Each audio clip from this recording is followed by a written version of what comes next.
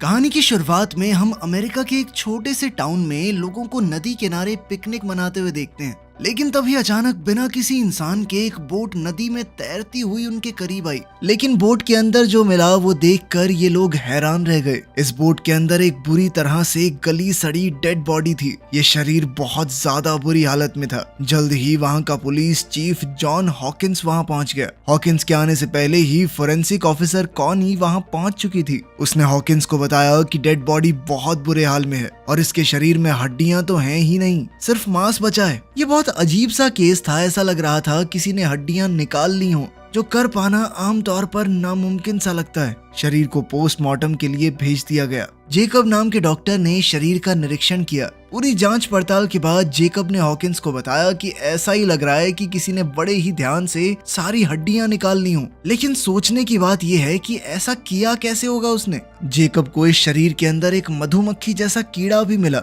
इस कीड़े को जेकब ने एक जार में बंद कर दिया था। हॉकिंग ने कॉनी को ये जार दिया ताकि इसे ध्यान से रख दिया जाए। हो सकता है ये सबूत के तौर पर काम आ जाए और मौत के कारण का पता लगाया जा सके। जल्द ही कॉनी को इस आदमी का नाम पता चला। इस आदमी का नाम था डॉक्टर कोल पार्सन्स। वो एक साइंटिस्ट है जो लगभग 1 साल पहले यहाँ रहने आया था। उन्हें इस आदमी का वॉलेट और कुछ सामान बोट पर ही मिला। वो पहले ही यूनिवर्सिटी में एक प्रोफेसर हुआ करता था, लेकिन फिर उसने सब कुछ छोड़ दिया और अकेले जाकर नदी के किनारे रहने लगा, जंगल के बीचों बीच। हॉकिंस को इस केस की अच्छे से जांच करने के लिए उस आदमी के घर जाना होगा। इसके बाद हम मैग नाम की एक लड़की को देखते हैं जो कि हॉकिंस की एक्स गर्लफ्रेंड है। मैग पुलिस के लिए जंगल की गाइड के तौर पर काम करती थी। हॉकिंस ने मैग से मिलकर इस केस के बारे में पूरी जानकारी दी। मैग उस साइंटिस्ट को जानती थी। लगभग 1 साल पहले मैग ने उस साइंटिस्ट की कुछ सामान लाने में मदद भी की थी। वो जानती थी कि ये साइंटिस्ट किसी एक्सपेरिमेंट पर काम कर रहा है, लेकिन इस एक्सपेरिमेंट के बारे में ज्यादा कुछ नहीं पता उसे।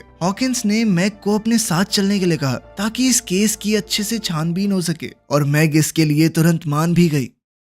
हॉकिंस ने जेकब को भी साथ आने को कहा। इस छानबीन पर चलने से पहले हॉकिंस ने कुछ सूचना इकट्ठी की और तभी उसे एक और परेशान कर देने वाली खबर मिली। उस साइंटिस्ट की एक छोटी बेटी भी थी जो लगभग 1 साल पहले गायब हो गई थी और उसे आज तक कोई नहीं ढूंढ पाया। अगले ही दिन हॉकिंस, मैग और जेकब ने सारा सामान बांधा और घने जंगल की ओर निकल पड़े। इस सफर का कुछ हिस्सा उन्हें बोट से तय करना होगा ताकि वो साइंटिस्ट के केबिन तक पहुंच सकें। जब ये लोग रास्ते में थे तो अचानक कॉनी का फोन आया। कॉनी ने बताया कि जो कीड़ा इस आदमी के शरीर में मिला है वो कल तो मर गया था और आज फिर से जिंदा हो गया। कॉनी ने पूछा कि क्या मैं इस कीड़े को जांच के लिए लैब में भेज दूं, लेकिन हॉकिंस ने कहा कि मेरे लौटने का इंतजार करो। कॉनी ने यह भी बताया कि जब इस साइंटिस्ट की बेटी गायब हुई थी तो उसकी पत्नी का दिमागी संतुलन हिल गया था और उसे 3 महीने तक अस्पताल में रखा गया था। वो बार बार अपने पति को ही अपनी बेटी के गायब होने के लिए जिम्मेदार ठहरा रही थी। जैसे जैसे रात हुई हॉकिंस, मैग और जेकब अपनी मंजिल तक पहुंचे।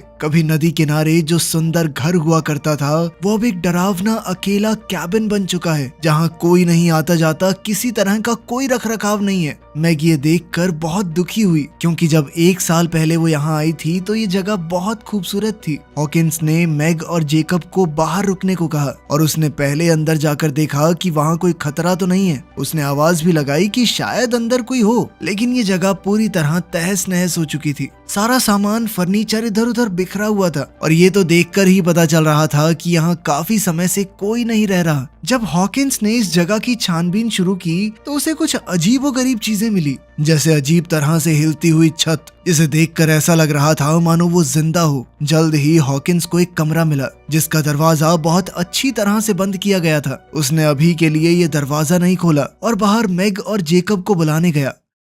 रात बहुत ज्यादा हो गई थी, इसीलिए उन्होंने सोचा कि जंगल में वापस जाना सही नहीं रहेगा, रात को यहीं रुक जाते हैं। लेकिन इस जगह का माहौल बहुत ही अजीब और डरावना था। घर में घूमते हुए भी अजीब और डरावनी आवाजें गूंज रही थी। हॉकिंस ने कहा कि डरने की बात नहीं है, ये आवाजें किसी चूहे या रकून की होंगी। लेकिन असल में तो टेंशन बढ़ती गई। अचानक इस कैबिन की लाइटें जलने बुझने लगी, जिससे ये जगह और भी ज्यादा अजीब और डरावनी लगने लगी। जल्द ही उन्हें एक बेसमेंट का दरवाजा दिखाई दिया। उन्होंने सोचा कि नींद तो यहाँ वैसे भी नहीं आएगी, तो थोड़ी छानबीन ही कर लेते हैं। नीचे बेसमेंट में उन्हें एक बड़ी बिजली पैदा करने वाली मशीन मिली। ये अजीब सी मशीन एक बड़े इंडस्ट्रियल चार्जर जैसी लग रही है। पूरी तरह इस मशीन का क्या काम है ये उन्हें भी समझ नहीं आया, लेकिन ये मशीन काफी ताकतवर और खतरनाक लग रही है। हॉकिंस ने जो रिसर्च यहाँ आने से पहले की थी उसमें भी ऐसी किसी मशीन का जिक्र था। इस घर की रसोई में छानबीन करते हुए उन्हें पता चला कि रसोई की अलमारी से कुछ तारें ऊपर की तरफ जा रही हैं। इन तीनों ने अंदाजा लगाया कि जो भी मशीन इस घर में मौजूद है वो जरूर ऊपर वाले कमरे में होगी। खैर जो कमरा हॉकिंग को पहले बंद मिला था वो खुद ब खुद खुल गया। हॉकिन ने अपने दोस्तों को बुलाया और तीनों अंदर चले गए।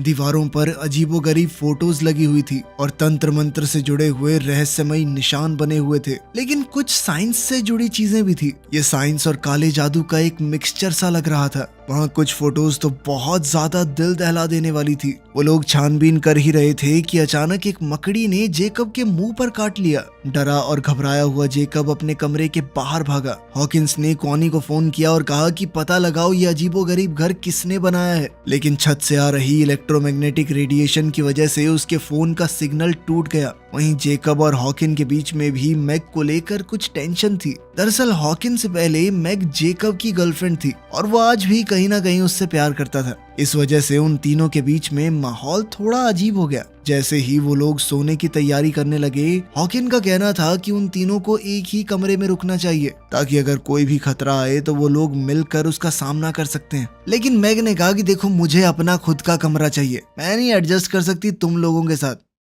रात को जेकब बहुत बीमार हो गया, शायद उस मकड़ी के काटने की वजह से। कोई भी ठीक से नहीं सो पा रहा था। मैग हॉकिंस के कमरे में आ गई क्योंकि उसे लग रहा था कि इस जगह में कोई बहुत ही बुरी सी शक्ति है। हालांकि उसने आज तक जंगल में बहुत सी रातें अकेली बिताई हैं, लेकिन इस जगह का एहसास कुछ अलग सा है। कोई बहुत बुरी शैतानी शक्ति मौजूद है यहाँ पर। बातों बातों में ये दोनों करीब आ गए और इनके बीच में नजदीकियां बढ़ने लगी। तभी हम देखते हैं कि छत से खुद ब खुद एक सीढ़ी नीचे की तरफ आई। जेकब की हालत बद से बदतर होती जा रही थी। ऐसा लग रहा था मानो वो पूरी तरह से अपने वश में नहीं है। अचानक बाहर से कुछ आवाज आई। मैग और हॉकिंस ने जल्दी से कपड़े पहने। वो हथियार उठाकर बाहर निकले तो सामने एक औरत उनकी तरफ बंदूक ताने खड़ी थी। ये औरत कोई और नहीं बल्कि लिंडा है, डॉक्टर कोल पार्सन की बीवी, जो अपने गुमशुदा पति को ढूंढती हुई यहाँ आई थी। हॉकिंस ने उसे समझाया कि मैं पुलिस वाला हूँ और तुम्हारे पति की डेड बॉडी मिल चुकी है नदी के किनारे। लिंडा को समझ आ गया कि ये लोग उसे कोई नुकसान नहीं पहुंचाएंगे तो उसने अपनी बंदूक नीचे कर ली। जब ये लोग बातचीत कर रहे थे तो मैग बेसमेंट में गई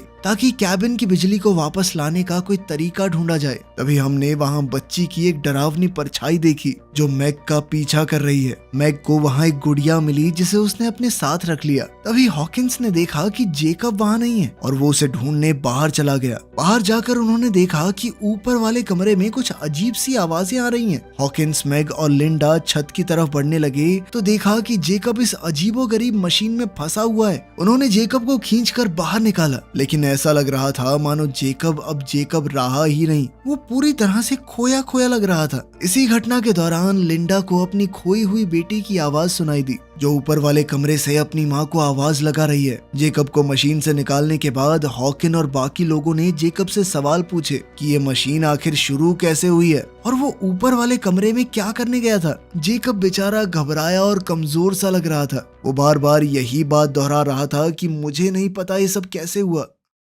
लिंडा उस मशीन के सामने खड़ी होकर थोड़ा घबराई हुई उसे देख रही थी। मैग वहां आई और लिंडा से पूछा कि तुम्हें कोई अंदाजा है कि ये मशीन है क्या। लिंडा ने बताया कि ये एक इलेक्ट्रोमैग्नेटिक मशीन है जो बहुत ताकतवर मैग्नेटिक फील्ड बनाने में इस्तेमाल की जाती है। उसने आगाह किया कि ये मशीन इंसानों के लिए बहुत ही ज्यादा खतरनाक और जानलेवा है। हॉकिंस लिंडा को उस कमरे में ले गया जहां वो अजीबोगरीब फोटोज दीवारों पर चिपकी हुई थी। लिंडा ये सब देखकर और ज्यादा घबरा गई। वो अपने पति के साथ 10 साल रही है और उसे अच्छी तरह से जानती है कि ये काम उसका बिल्कुल नहीं है। उसने पूरे कॉन्फिडेंस के साथ कहा कि ये काम मेरे पति का बिल्कुल नहीं है। अब उसे डर था कि शायद किसी बेहद डरावनी चीज ने मेरे पति को अपने वश में कर लिया है। तभी हॉकिंस को वहाँ एक लैपटॉप मिला जिस पर पासवर्ड लगा हुआ था, तो वो उसे खोल नहीं पाया। उसने लिंडा से इस पासवर्ड को खोलने में मदद मांगी। इससे पहले कि वो कुछ करते उन्हें खिड़की से घर के बाहर कोल खड़ा हुआ मिला जो कि जिंदा और बिल्कुल ठीक था। वो घबरा कर बाहर की तरफ भागे और समझ गए कि ये कोई भ्रम नहीं है, कोल सच में जिंदा है। गुस्से में लिंडा ने कोल को एक जोरदार थप्पड़ दे मारा, लेकिन कोल ने कोई उल्टा जवाब नहीं दिया।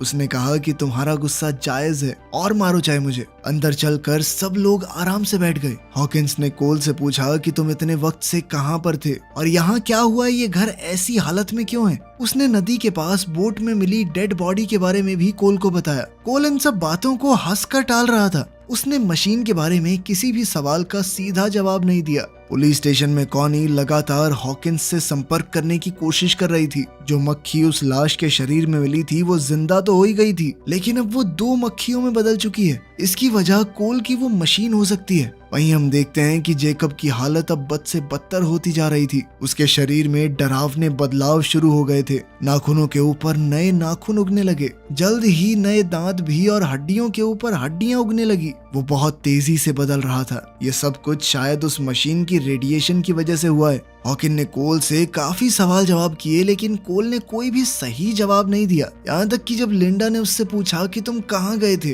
तब भी उसने कोई खास ढंग का जवाब नहीं दिया। और उधर जेकब कोल की बातें इस तरह मान रहा था मानो वो उसका कोई नौकर हो। जब लिंडा जेकब की हालत देखने गई तो उसका शरीर इस तरह से बदला हुआ देखकर वो बहुत ज्यादा डर गई। वो तुरंत हॉकिंस और मैग को बताने गई। जेकब के शरीर में ऐसा भयानक बदलाव देखकर वो लोग समझ गए कि उन्हें जल्द से जल्द यहाँ से निकलना होगा। जब वो लोग बाहर निकले तो देखा कि जिस बोट से वो सब यहाँ पर आए थे वो अब गायब है। हॉकिंस को कोल के ऊपर अब और ज्यादा शक होने लगा, लेकिन कोल अभी भी इन सारी चीजों को मजाक में ले रहा था। हॉकिंस ने गुस्से में अपना आपा खो दिया। उसने कोल को एक जबरदस्त मुक्का दे मारा और उसे बांध दिया ताकि वो आगे किसी चीज में मुसीबत ना पैदा कर सके।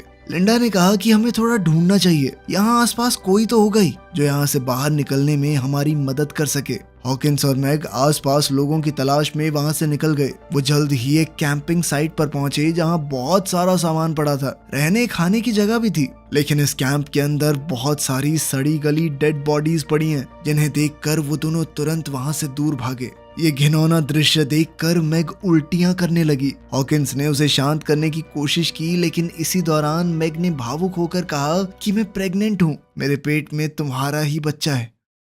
इस वक्त कैबिन में लिंडा कोल के साथ अकेली थी। लिंडा ने जब सच की कड़ियों को जोड़ना शुरू किया तब उसे समझ आया कि कोल ने बहुत सी सच्चाई सबसे छुपा कर रखी है। उसने कोल के लैपटॉप के पासवर्ड में टिंकर बेल डाल दिया, जिससे लैपटॉप तुरंत खुल गया। दरअसल कोल उसे पहले इसी नाम से पुकारा करता था। थोड़ी छानबीन के बाद उसे लैपटॉप में कुछ डरावनी वीडियोस मिली, जिसमें कोल ने कई लोगों पर एक्सपेरिमेंट किया। हर आदमी जो उस मशीन से गुजरा वो अपने अंदर एक बुरी शक्ति के साथ बाहर आया, जैसे कि कोई बुरी ताकत उनके ऊपर कब्जा कर लेती हो। लिंडा को ये भी पता चला कि कोल खुद भी इस मशीन से गुजर चुका है और नदी के किनारे जो लाश मिली थी वो सच में कोल की ही है। और अब जो कोल उनके सामने है वो उसका पति नहीं, एक वैश्य दरिंदा है जिसे इस मशीन ने बनाया है। इन वीडियोस में उसने ये भी देखा कि कोल ने अपनी खुद की बेटी को भी इस भद्दे एक्सपेरिमेंट में बलि चढ़ा दिया। इसी बीच कोल ने लिंडा को उस कमरे में बंद कर दिया ताकि वो उसके काम में अड़चन न डाल पाए। जब हॉकिंस और मैग वापस लौटे उन्होंने देखा कि कोल वहां से गायब है। हॉकिंस ने मैग को बाहर ही इंतजार करने को कहा ताकि वो अंदर जाकर देखे कि कोई खतरा तो नहीं है। उसने अपनी बंदूक उठाई और अंदर गया। जेकब का शरीर अचानक अंदर से खुलने लगा और एक खतरनाक जीव उसके बचे हुए शरीर से बाहर निकल आया, जिसने तुरंत हॉकिंस पर हमला कर दिया। हॉकिंस ने अपनी पूरी ताकत से इस दानव का सामना किया। ठीक तभी मैग अंदर आ गई और इस दानव पर गोली चला के उसे मार गिराया। इस भयानक दृश्य को देखकर हॉकिंस ने फैसला किया कि उन्हें इस मशीन को खत्म करना होगा ताकि ये पागलपन खत्म किया जा सके। उसने मैग की सुरक्षा के लिए उसे बाहर भेजा और मशीन को जलाने की तैयारी करने लगा। इसके लिए उसने पेट्रोल और देसी बमों का इस्तेमाल किया। जल्द ही लिंडा उस कमरे से बाहर निकल आई, हाथ में कुल्हाड़ी लिए। वो कोल को किसी भी हालत में खत्म कर देना चाहती थी। जब वो बेसमेंट में पहुंची तो उसने देखा कि उसकी बेटी मशीन के अंदर जा रही है। भावुक होकर लिंडा भी मशीन के अंदर चली गई और इस खतरनाक ताकत का शिकार बन गई। बाहर इसी महीने शिकार हुए लोग जंगल में कहीं कहीं से कैबिन की तरफ बढ़ने लगे। मैग जितने लोगों को मार सकती थी उन्हें मारती रही, लेकिन कोई फायदा नहीं था क्योंकि जंगल से ये अजीबोगरीब इंसान बहुत ज्यादा तेजी से बाहर आने लगे। उधर बेसमेंट में हॉकिंस को पेट्रोल मिला और वो उसे उठाकर ऊपर वाले कमरे में जाने लगा। अब लिंडा का शरीर भी काफी हद तक बदल चुका था, जिस वजह से मैग को मजबूरी में उसे भी गोली चलाकर खत्म करना पड़ा। ऊपर वाले कमरे में हॉकिंस और कोल के बीच हाथापाई शुरू हो गई। कोल ने हॉकिंस की 2 उंगलियां मुंह से काटकर अलग कर दी। हॉकिंस ने एक लोहे की रॉड से कोल का सर कुचल दिया। मौका मिलते ही हॉकिंस ने मशीन को आग लगा दी। आग बहुत जल्दी फैलने लगी थी, इसलिए हॉकिंस ने चिल्लाकर मैग को बाहर जाने के लिए कहा। मैग तो बाहर चली गई, लेकिन कोल दोबारा उठ गया और उसने हॉकिंस को पकड़ लिया ताकि वो बचकर न जा पाए। एक बड़े धमाके से पूरा घर उड़ गया और सब कुछ तबाह हो गया, लेकिन हॉकिंस ने उसे रोकने के चक्कर में अपनी जान कुर्बान कर दी। अब मैग अकेली रह गई थी और हर तरफ से अपने ऊपर हमला होता देखकर वो सुन्न पड़ गई। 8 महीने बाद हम देखते हैं कि मैग अपने घर पर एकदम सही सलामत है। कॉनी उसके पास आई ताकि हॉकिंस का कुछ सामान उसे दे सके। जैसे ही कॉनी सामान देकर गई, उसने ये सारा सामान जला दिया। इसके बाद हमने देखा कि मैग का सड़ा गला शरीर पेड़ के नीचे पड़ा था, जिससे पता चलता है कि असली मैग तो मर चुकी है। ये मशीन का बनाया हुआ एक बहरूपिया है और ये पक्की बात है कि उसके पेट में जो बच्चा है वो भी आम तो नहीं होगा। वीडियो पसंद आई तो लाइक कर देना, चैनल को सब्सक्राइब कर लेना। मिलते हैं अगली वीडियो में।